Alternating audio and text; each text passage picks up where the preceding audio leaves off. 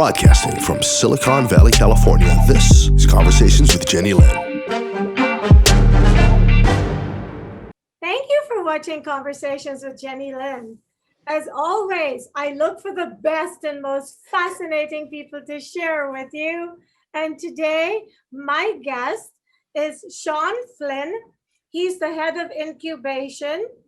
He's a host, a speaker, a best-selling author, and he has so much to share with us that I have to stop. Otherwise, 30 minutes will be gone with me just telling you about all his titles and achievements. And that's not why we're doing this interview. Amongst it all, he is my friend. Shawn, welcome to Conversations with Jennylyn. I've always wanted a chance to interview you, and this is it. Jennylyn, thank you for having me a guest on your show. I've seen you've recorded 100 episodes just in the last 10 months.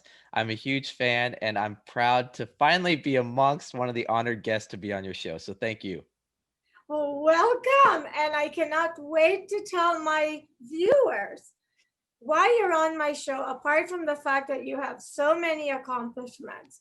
But you're kind of a nomad, Shawn. You've wandered around the world. And your most recent endeavor or trip is why I wanted you on the show.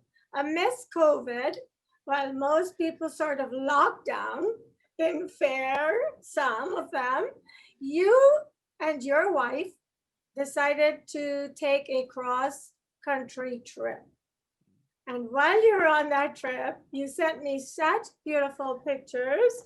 I thought you had to share them with my guests, because we all live in our little cities and we get so busy with our daily lives that we never take the time to do what you did, or we just don't have the time. And so since you did it, tell us. Well, tell us how it started and share as much as you can. Well, so a little bit of background on it. My wife and I, we've actually been living in Airbnbs now for several months in the Bay Area. The reason for it is our lease ended. We went on a trip. When we were on that trip was when COVID, the lockdown started. So when we moved back, it wasn't a good time to find a new place to have a lease for something long term. And so we were staying in a hotel. Then we looked on Airbnb and we discovered that Airbnb prices right now in the Bay Area are actually a lot cheaper than renting a place. So we've been in an Airbnb for several months. In that time, the idea of taking a road trip came up a few times, but it was really when we got, about 4 months in, 5 months in, that we wanted to take this seriously. We've had so many friends over this time move out of the Bay Area. It literally is at the point where once a week, someone is messaging me going, "Hey, Shawn, I just want to let you know, I'm moving to Florida. I'm moving to Kansas. I'm moving to Colorado. Let's stay in contact. I'm still at the same company I was at, or I'm looking for new business opportunities, or maybe I've decided to move in with my in-laws to save money during these times." A lot of people have given me different reasons why, but so many people have been moving out of the Bay Area. It's pretty incredible. So a couple, 2.5 months back, my wife and I, we went, okay, this is an opportunity right now. I'm working from home. I can be anywhere as long as I get the emails and the Zoom meetings done. And we have friends throughout the US that are now new locations where they don't know anyone, and they've invited us at any time to sleep on their couch or stay with them. Let's actually take this opportunity. And my wife has never really been outside the Bay Area. She's from mainland China. She moved to the US a few years ago, but between here and Tahoe, she never had an experience outside of California. And her mindset is America is the Bay Area. And the Bay Area is definitely not like the US. I mean, that's for sure. And so I was really excited about this. She was a little hesitant, but finally it was, okay, let's just do this. Our Airbnb contract, because we're going month by month, is coming up. Instead of renewing, let's just, every few days go to a new Airbnb. So we planned it out so we would drive for about 2.5 hours each day. Next location, I would do my work. In the evenings or afternoons, we would go sightseeing. And then the next day, rinse and repeat. So we were just making these small little incremental steps forward. And sometimes we'd stay 2 days in a location, but it was an opportunity. We thought, let's go from here to the East Coast and back. We never made to the East Coast. We made it to Kansas, and then we circled back because I actually got called in the office. And there's, with hey, Shawn, you have to be in the office tomorrow with me going, actually, I can't make it because I'm not really that close to the office. And this was during the fires of California. So I had the excuse, I'm outside of California, and they're like, well, we need you back tomorrow. And, it went back and forth until I had to be honest and say, listen, I'm about 30 hours away from the office right now. I need a week to get back. And so that's what stopped the road trip. If not, we might be doing this call from, who knows, Miami, Florida, or someplace. But, but I love it. I think that's so exciting. That spirit of adventure, so many people don't do things, and I'm one of them because I'm fearful, but it's because I don't see somebody who's single doing this. You wouldn't recommend it, right? I don't know. I mean, every place now, I'd say most places I'd say are pretty safe, in the fact that, you can look online what areas have high crime rates or what isn't. And that's even in these cities, there's apps for it. Airbnb, you have the reviews of everyone. And so if you plan on staying there, we actually found a lot of places going on bookings.com and actually getting a hotel was better rates, more availability in some cities. Driving wise, roads are pretty nice. And I would actually counter, and I'd say a lot of areas in the US that we traveled to, I and my wife felt a lot safer there, even in the evenings, late in the evenings, than we do in San Francisco in some areas. A lot cleaner, less of, I hate to say, homeless problem. It doesn't seem like there's the drug use on the streets and that. So actually, and you go to some of these states where you see everyone with a handgun, well, not your eyes just got really big there, but there's a lot more normal people that if something went wrong could protect you. So Yeah. actually, we felt really safe the whole time, except for, I'd say, Reno is kind of a little sketchy, the little parts when we were walking. But other than that, every city we went to, we felt really good. We felt really comfortable. Um, and it's amazing what, you just go online on your phone and you can plan everything. And we were doing stuff day by day, going, hey, tomorrow, how far do you want to go? You want to go this city or that city? Okay, TripAdvisor says between here and there, there's these things we have to check out. Okay, let's plot that out. Oh, I have some Zoom calls here. Okay, we have to be in a city for at least this amount of time during that day. Oh, I got emails. We have to block off this time. And I mean, it took us a week or so to get the rhythm, but we were actually very productive and getting a lot in every day. So I actually, I would recommend anyone do it. Uh, yeah, anyone. Well, tell me, you left the Bay Area and the first city you went to was? Well, actually, so like I said, we went pretty short distances. So the first city was actually Sacramento. So we were there for a night, and then from Sacramento we went to Reno. Sacramento, we stayed in an Airbnb, nothing too big.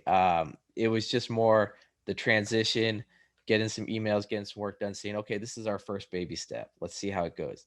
And then the second baby step was Reno. Okay, we're here in Reno for a day and a half. How are things going? And then we started moving up towards Boise, Idaho. And then Boise, Idaho, we really want to Twin Falls because we're making our way to Yellowstone. Actually, sorry. It was Utah that then up to Yellowstone. So Boise to Salt Lake City, Utah, and then up. And I mean, just that beginning stretch right there, when you're seeing, so much land, the house is so spread out, all the crops being grown, the clean air, you just start imagining, oh my gosh, there's so much land and opportunity here in the US that people don't see. And we would try to go to that museum or one tourist spot in each of these cities. I think the first tourist spot we actually went to was in Reno. We went to the art museum there. Um, and it was actually very interesting to see how different cities different states are reacting to COVID right now. When we were in Reno, it was very interesting to us to go into a casino, because we did go there for our meals, to see older people there on the slot machines, no mask, just smoking. Are you serious? Yeah, and yet at the same time, they asked you to wear a mask to go in the casino. You had to wear a mask to get in, and then once you're in, we just saw people there. And we're like, how does this even make sense? This doesn't compute to me that people are that protecting it. They're cleaning every slot machine. Someone's hands touching it. You see them stand up. The person runs by real quick, wipes it down, but yet there's got the cigarette going. Overweight. We did notice in our travels, kind of. I don't want to say it's an obese epidemic, but I'd say people are a little less concerned about their health than I'd say possibly in the Bay Area. Uh, I mean, to tell you, at the very end of the trip, we went to the Grand Canyon, and the amount of people we saw there that literally couldn't go even down the mountain or down into the canyon. Because We they're so talked overweight. so out of shape. I mean, we talked to this one lady, and she said she had made it down to the bottom and camped there. And she said in the 2 days she was there, 4 different people had to be helicoptered out. And you're like, Are you how? kidding? Yeah. Oh, so here's a hilarious story for you. My wife and I, so we went down the canyon and back up same day. And it's 6,000 square feet elevation down, 6,000 square feet elevation up. And for us, it's not a big deal. My wife does Zumba every day. Even now in COVID, she loves doing the little YouTube TML. I think that's the group she always does. They have all these YouTube channels. I like to work out a lot.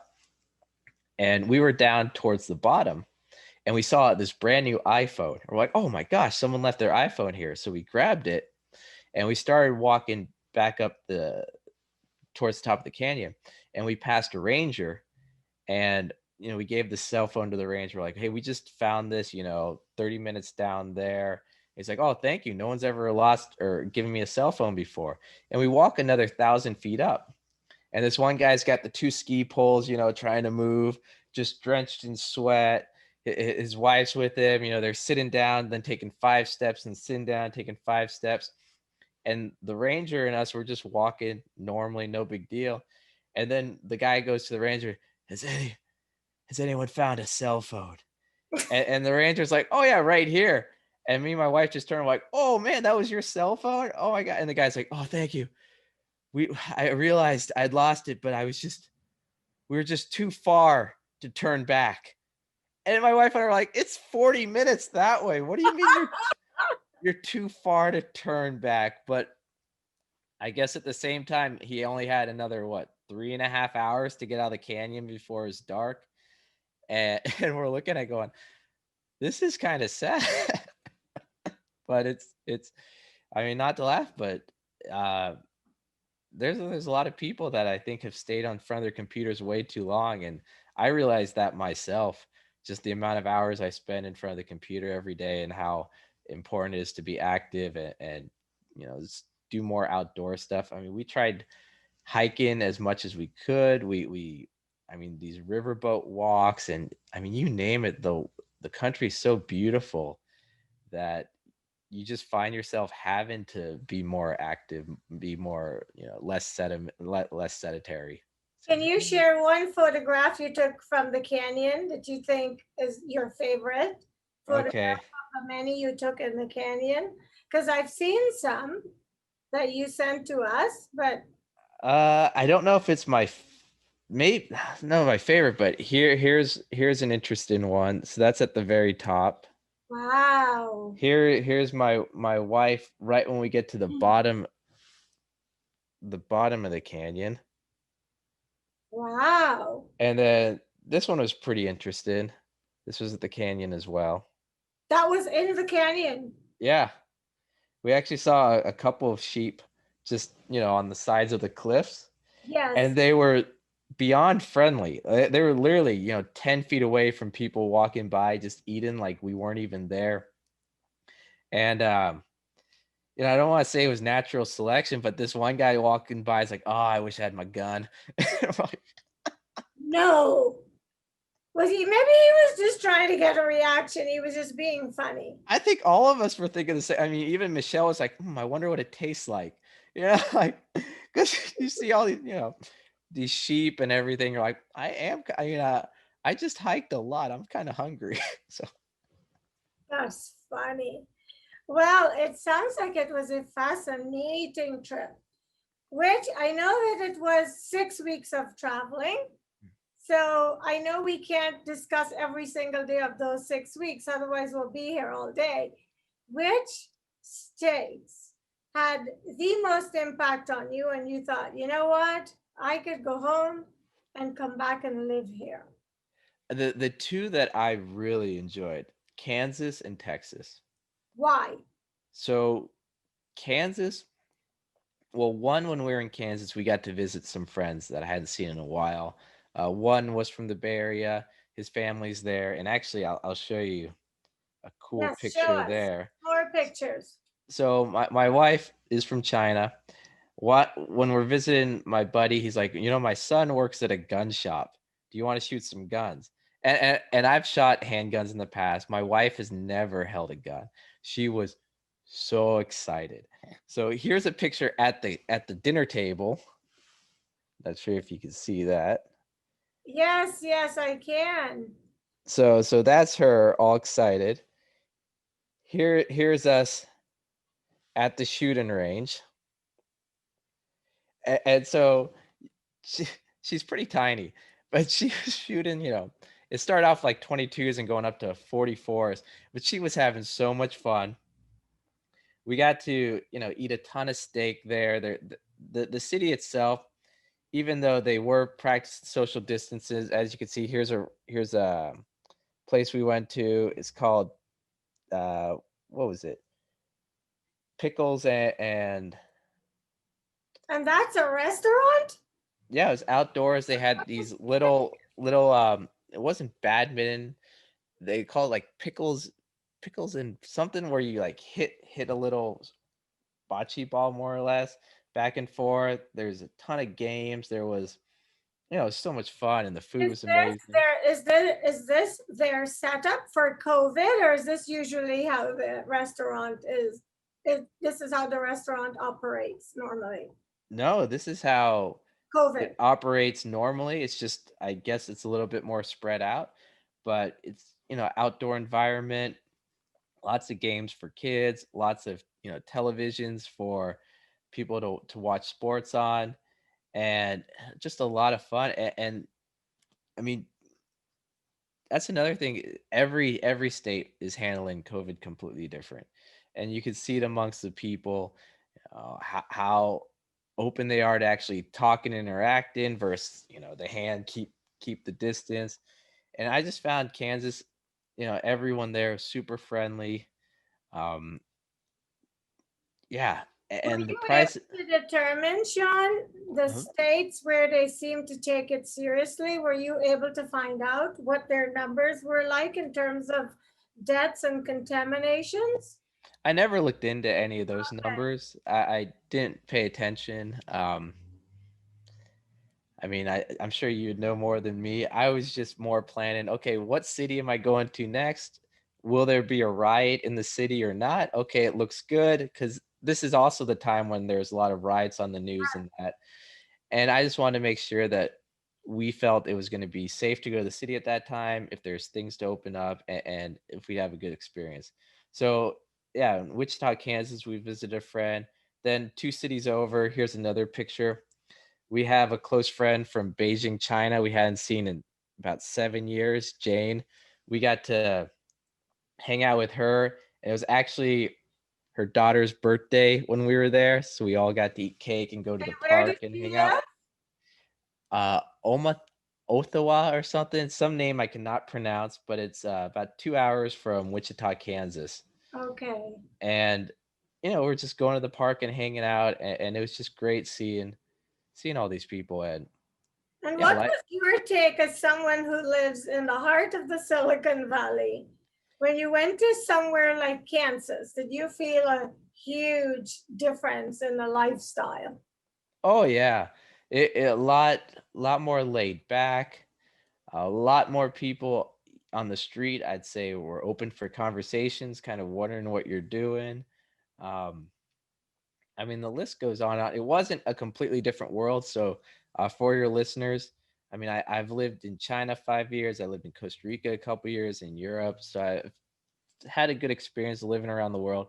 And it's not like here in China. It's not day and night, but it definitely isn't California. I mean, you can definitely sense that just off the initial conversation and how people aren't pushing to end the conversation, they're pushing to continue it. Or you're probably, you're wanting to end it because you just You're you like, just I want to want get to go discover this place. I don't want to talk. I just want to get my food and go. I don't need to. I don't want to have a conversation about how many days I've been here, where my next two stops are, what was my stop before here, all those things. So people are very friendly. Um, I never had those conversations about technology or startups or anything like that I normally do here. If people ask me what I did, I say, "Oh, I'm in tech." The conversation never went any further than that. No one had a follow-up question, Why which do I you thought. think that is? I would say they don't know what to ask next almost. Did you Uh, say you're in tech? Is that because you think they don't know exactly what tech is? I don't know about that, but I mean, if I ask someone, "Oh, what do you do?" and they're like, "Oh, I have a farm," I'd be like, "Oh, so what sports teams do you like?" I wouldn't know what to follow up with. I wouldn't know what the next question is. And I kind of felt that was the same way for them, just saying, because I didn't want to say, "Oh, I'm at an incubator focused on artificial intelligence." I mean, that I thought people would just, even here, sometimes people are like, "Oh, okay." There I thought that would just blow their mind. "Oh, let's talk about blockchain." So I just said, I'm in tech, and that normally ended the conversation. They were asking more questions, "Oh, tell me about your wife here," because oh, my wife, that was one thing that was funny. As we're traveling the whole time, she's like, "We got to go to a Chinese restaurant. I haven't had Chinese food in so long." And I'm telling her, I'm like, "We're in Colorado, or we're in some El Paso. Like, we're not gonna get Chinese Chinese food food. here." Like, we went to one Chinese restaurant. I forget where was it. It was coming out of Colorado.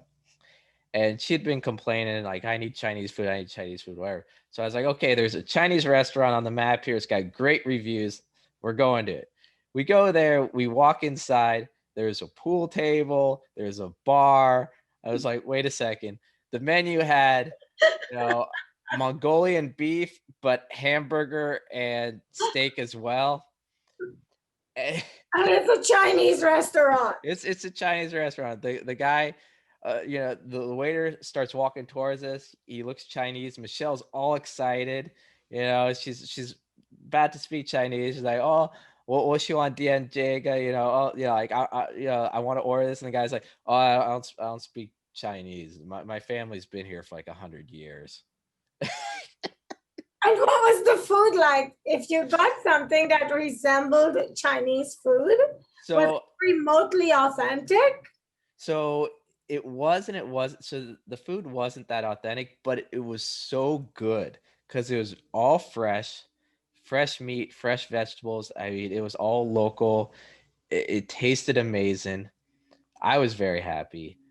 Michelle was like, "Fine, we don't need to go to a Chinese restaurant for a while." But then, of course, 5 days later, she's like, "I need Chinese food again." I'm like, "Okay, this place is known for its chili, so we're not gonna get Chinese food here."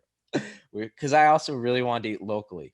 Every place we went, I wanted to eat something that had won some awards locally. So it was like, "Oh, this place is known for steak. This is known for chili.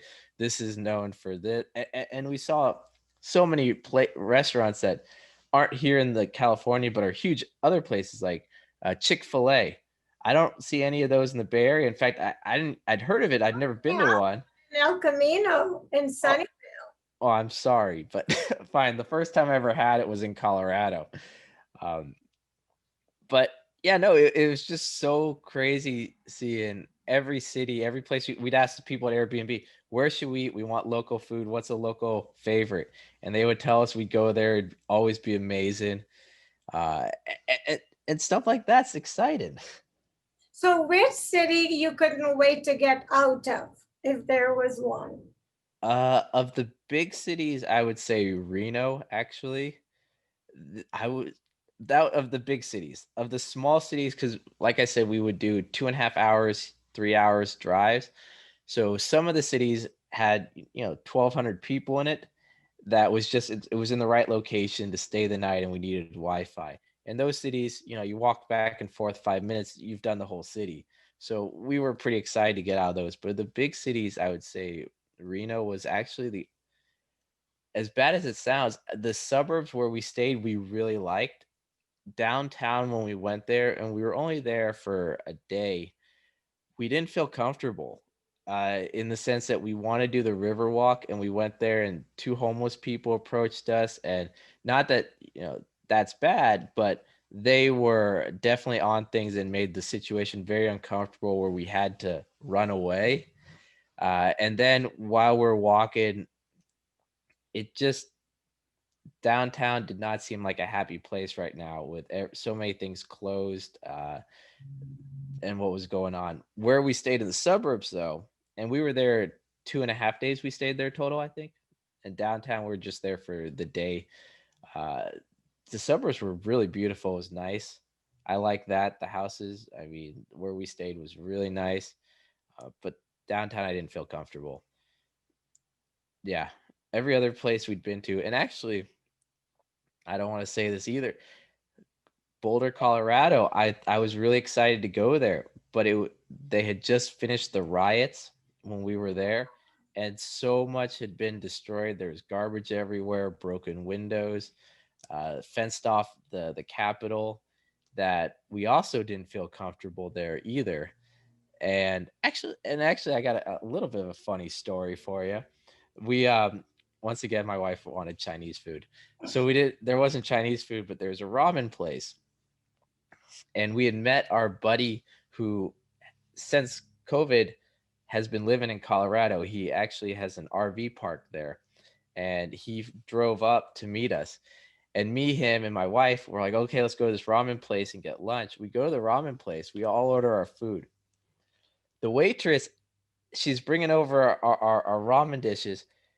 As she gets to me, she spills it on my leg, Did it burns me a burn little bit. you? Yeah, burns me a little bit. I'm like, ow, like, painful. She puts it in front of me, and then we realize, we're like, wait, that's not even my ramen. And it was, the guy, it was my buddy across the table from me. She brings that over to him. And I'm like, oh man, that could, you're lucky I got burned, not you. She never apologized. She never did anything to say like, hey, would you like a complimentary on you because your leg's red and it's obvious. And me, my buddy and my wife were like, what is going on here? Like, is this normal customer service? Because Which city were you in? this was Boulder, Colorado. So yeah, I got my leg burned in Colorado. So maybe that's another reason why that city kind of left a bad taste. Huh? Spilled it on you? What'd you say? Was she aware that she spilled the soup on you? Oh yeah.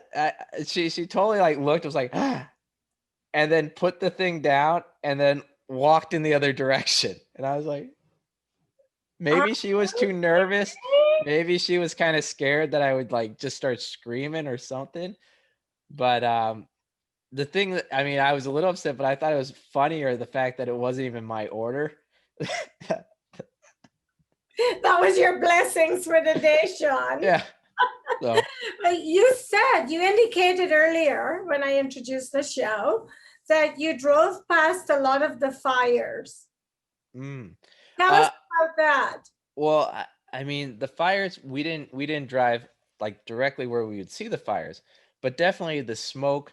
I mean, as we're doing this road trip, the sun is red.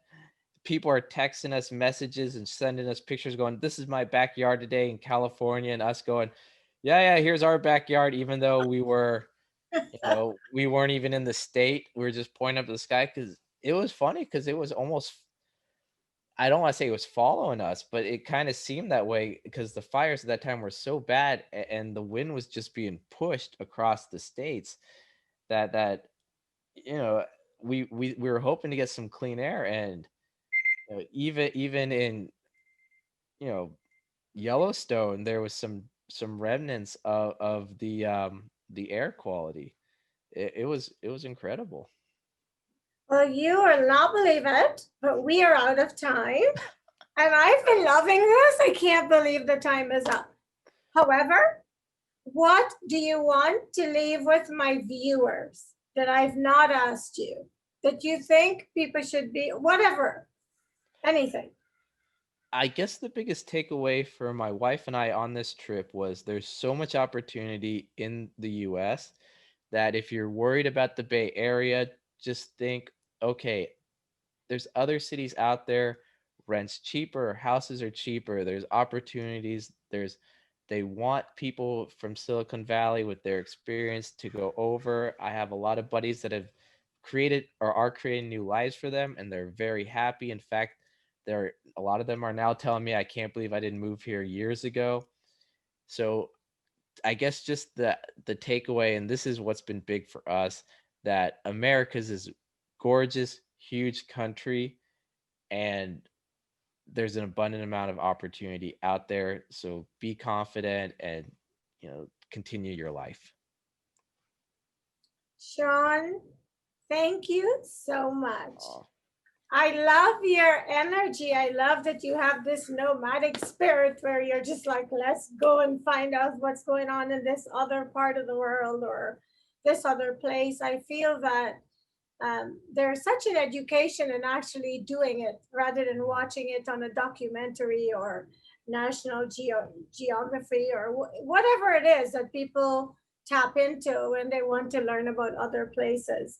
And of course, you can't go to every place in the world. You need to depend on those resources. But when it's possible, I think the best thing is to do what you did, because that experience, I'm sure, has left you with a lot of indelible memories that you will take with you forever.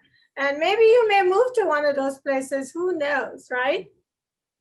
You never know. I mean, honestly, 2020 and who knows, 2021 could, life-changing times for everyone. Exactly. And none of us knows what's to come.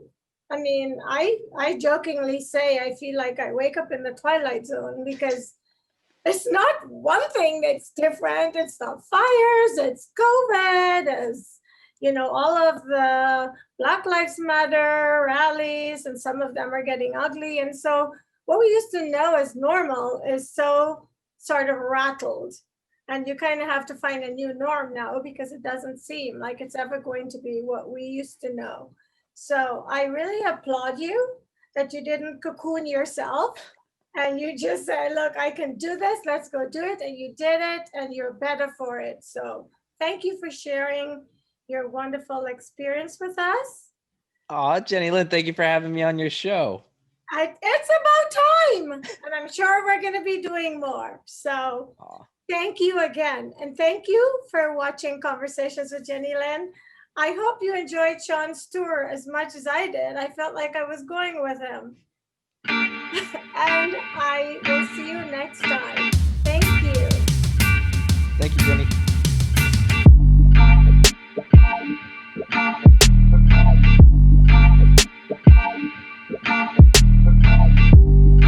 Broadcasting from Silicon Valley, California, this is Conversations with Jennylyn.